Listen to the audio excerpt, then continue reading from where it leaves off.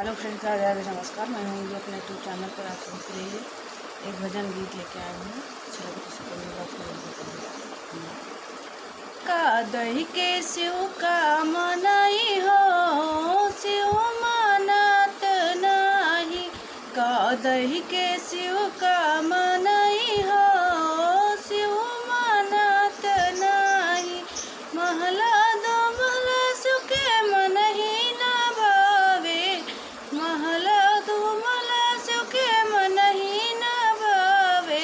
टूटही झोपड़ी कहाँ पाई हो, शिव मानत नाही।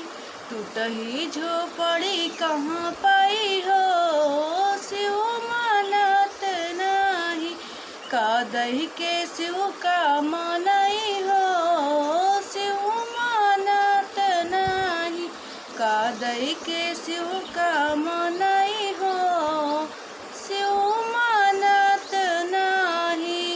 पूड़ी मिठाई शिव के मन ही ना भावे, पूड़ी मिठाई शिव के मन ही ना भावे। भांग धतूरा कहाँ पाई हो, शिव मानत नाही। भांग धतूरा कहाँ पाई हो, शिव मानत नाही।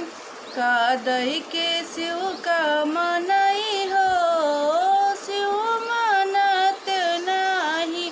का दही के शिव का मनाई हो, शिव मानत नाही।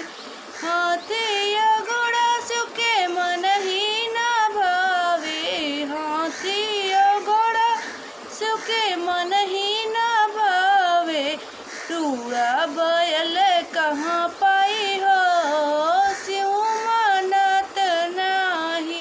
नंदी बैल कहाँ पाई हो, शिव मानत नाही। का दही के शिव का मनाई हो, शिव मानत नाही।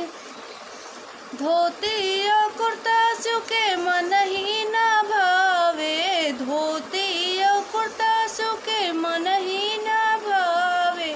मृग के छल कहाँ पाई हो, शिव मानत नाही। मृग के छल कहाँ पाई हो, शिव मानत नाही। का दही के शिव का मन